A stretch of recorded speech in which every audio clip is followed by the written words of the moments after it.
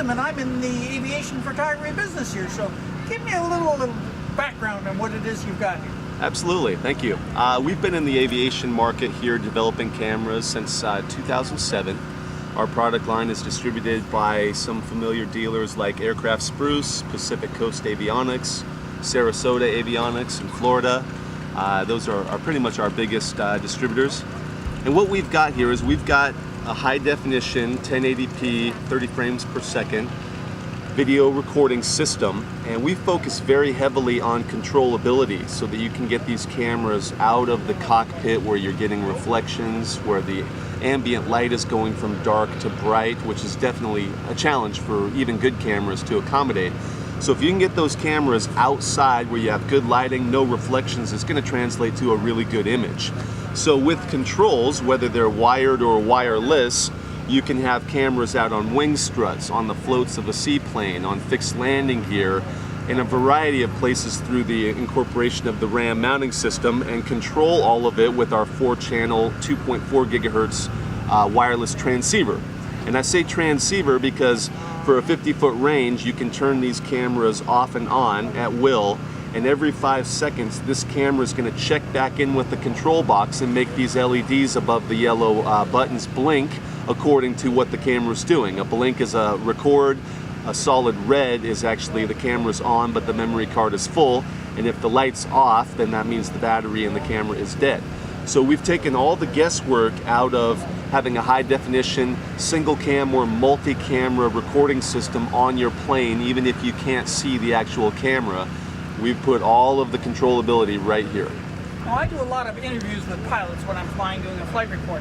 Okay. How do I communicate and how do I videotape that interview inside the cabin? That's an excellent question. In fact, we get that a lot. Another unique feature to our product line is that we've taken a lot of time talking to flight instructors and different pilots out there doing different things with their camera, and the feedback has been that we need to be able to tap right into the intercom system so that everything that you hear and say through your headset gets captured along with the high definition video.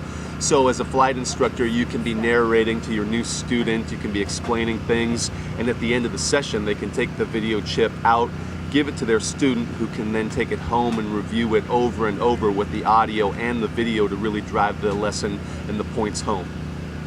Now, one of the problems I've had in the past when I'm doing a flight report and I want to videotape at the front of the airplane is that I'm getting that propeller in my thing. Is there something that compensates for that in the system? Absolutely. That is a very common phenomenon within the aviation industry, is the prop shutter effect. It is a strobing or a shutter effect. It's essentially a mismatch in speed between the shutter of the camera, or the proverbial shutter of the camera, and the rotating RPMs of the prop.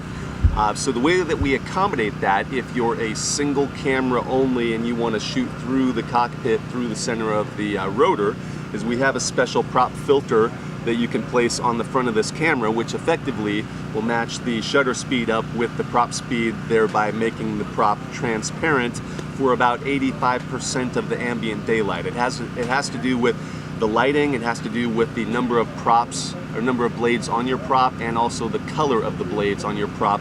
All factors in the performance of the filter itself to determine how transparent it's going to look if you absolutely have to shoot right through the center of it. We obviously would promote a customer putting cameras outside of the prop range, you know, inside, outside, wherever, because they've got controllability that allows them to do so. But for your flight instructor that wants to have it directly over shoulder, it's usually going to be right in line with that prop, and thereby the prop filter is required at that point. Now, what type of battery life do we have on the system? Well, this is all a lithium-ion based system, so you've got no memory issues to worry about like the old battery chemistry with nickel metal hydride or NiCad. We use a lithium-ion 2500 milliamp battery inside the control box here, which gives you about 6 to 7 hours of run time before you would have to charge it up. This system also comes with a cigarette style charger, so if you've got a 12-volt socket or even up to a 24-volt socket on your panel, you could effectively have this continuously plugged in if you're doing some really long flights to keep this control box fully charged. Now in the camera itself, we've got the 3-hour lithium-ion battery in the very back of the camera. Each camera comes with 2 of these 3-hour batteries, so you effectively have 6 hours of power for your runtime. It takes about an hour to charge it up. It's very similar to your cell phone battery. You can have multiples of these if you're taking long trips and want to be able to hot swap a battery and keep filming. The medium that we're using for recording is your traditional SD card. So here I'm showing you a 16 gig card, and that at 1080p, which is the highest resolution, 30 frames a second, would give you 4 hours of continuous recording. So at the time you're changing out the card, you're changing out your battery for your next session, and then away you go. The biggest card we can accept is a 32 gig. That's going to give you 8 hours at 1080p. And the real key here, which a lot of our customers are unaware of, is that SD cards have a speed rating on them. And that is measured in classes. So you have a class 2, a class 4, a class 6, or a class 10. Now for high definition, because it's very high data bandwidth, you got to have a high-speed card that can keep up with the camera. So for high definition 1080p, it has to be the highest class or class 10 for it to operate properly. You step the resolution down to 720p, you could get away with a class 6, but I would never recommend a class 4 or class 2 for high definition video. It's really only suitable for still frame photos out of your digital camera. Now, one of the problems I've had in the past with some of these systems is being able to focus in on something that I want to film. How do you get around that? Well, with these cameras, we used a fixed focal length lens. So let me step back a minute. The reason we go with a fixed focal length lens is because under an application that's vibrating continuously, if you had an optical lens zooming in and zooming out, it's going to translate to a very blurry picture. So a lot of these small POV, point of view cameras you're going to see on the market use a fixed focal length lens. And that's going to keep things very sharp. The camera itself has autofocus, so anything that's 12 inches away from the lens into infinity, it's going to autofocus and keep those sharp for you. If it's inside 12 inches, you're only going to get a very myopic view. It's not going to show you any of the background, only the foreground. So we got a fixed focal length lens. It's doing the autofocus. It's also auto controlling the light balance, but it has a manual feature, so some of our advanced users who have become very familiar with the camera and understand their lighting conditions can actually override that and do the tuning themselves. It's more of an advanced option. The last feature that I should also mention is that with our camera system, we go with a lens, a fixed focal length lens, which is 110 degrees field of view. Now the reason that's critical is because for most aviation applications, you are looking for really good depth of field. You want a natural looking horizon, you want good depth of field as well as the ability to see things up close as well. So 110 degrees, which is a few degrees wider than the human eye, gives us very good depth perception and a very realistic looking image without making it overly warped or fisheyed or make it look like a stratosphere shot. If you go, some of our competitors will use a very wide 170 degree field of view, which is great for a cockpit shot because it's going to give you all of the instrumentation.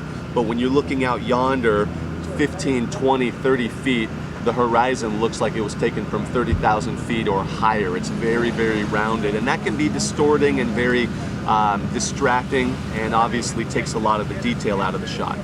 Now, how do you view what it is that you're filming?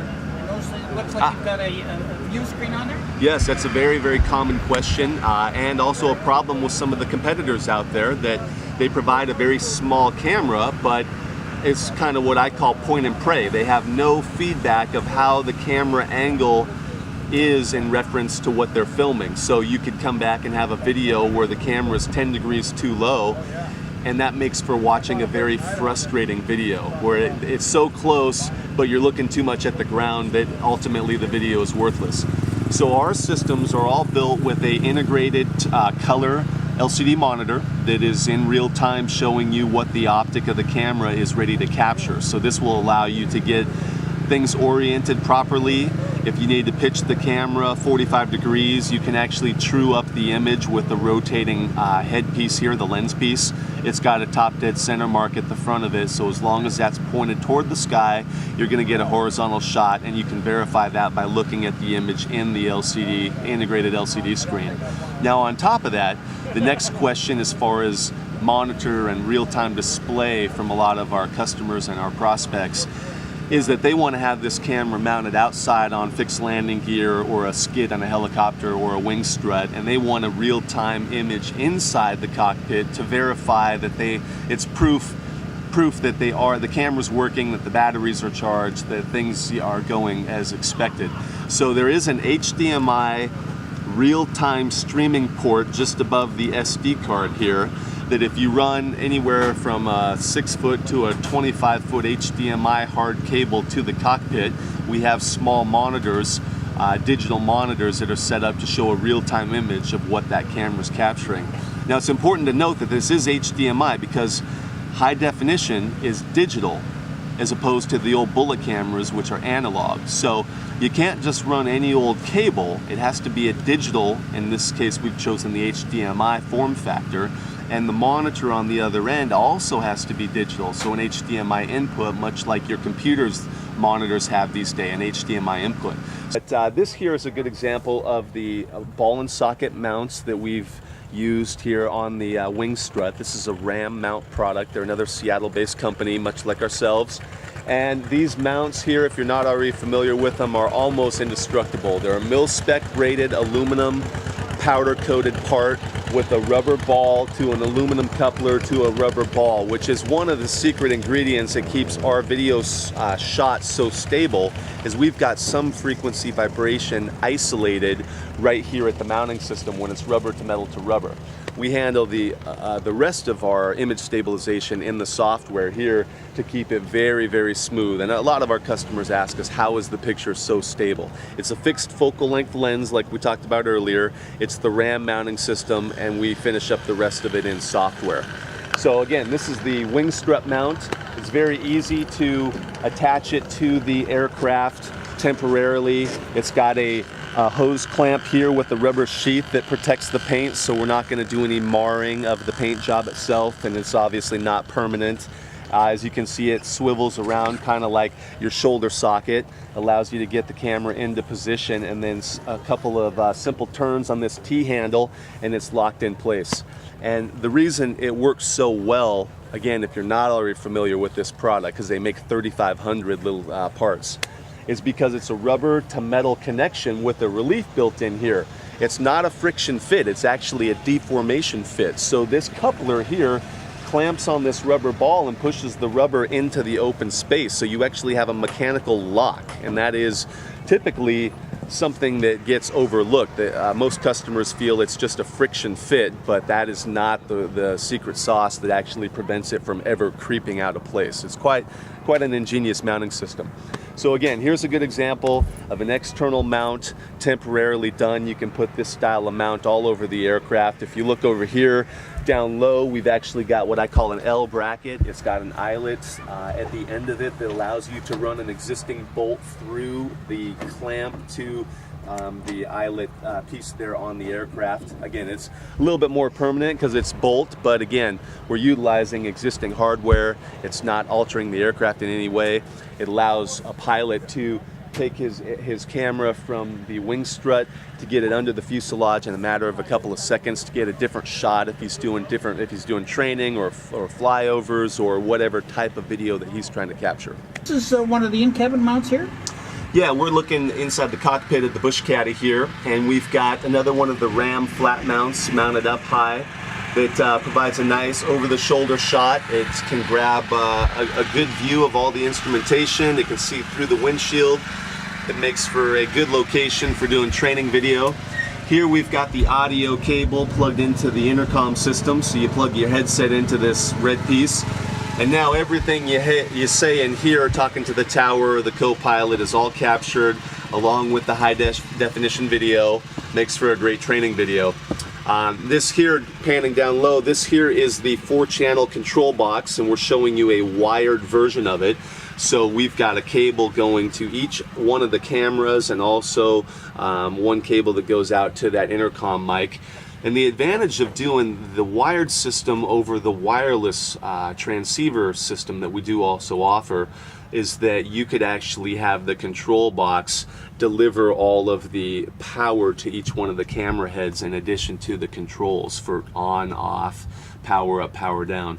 So depending on the length of flight that you do, if you need more power or if you just want to remove one more piece of the equation of recharging the batteries at the camera heads, you can run with a wired control system, and then all you're limited by is the length of the memory card in the camera itself, and that's a 32 gig, which at 1080p will give you 8 hours of continuous recording time. So if we want to get a little more information, where do we go? Well, you can visit us at www.flightcam360.com. You can see examples of video, mounts, customer installation photos, give you a really good idea of how you could potentially put these cameras on your airframe. You can call us at 425-533-8606, and that should give you everything you need to get in contact or see us at our next show. We'll be at Oshkosh. Thank you very much for your time. Thank you. Appreciate it.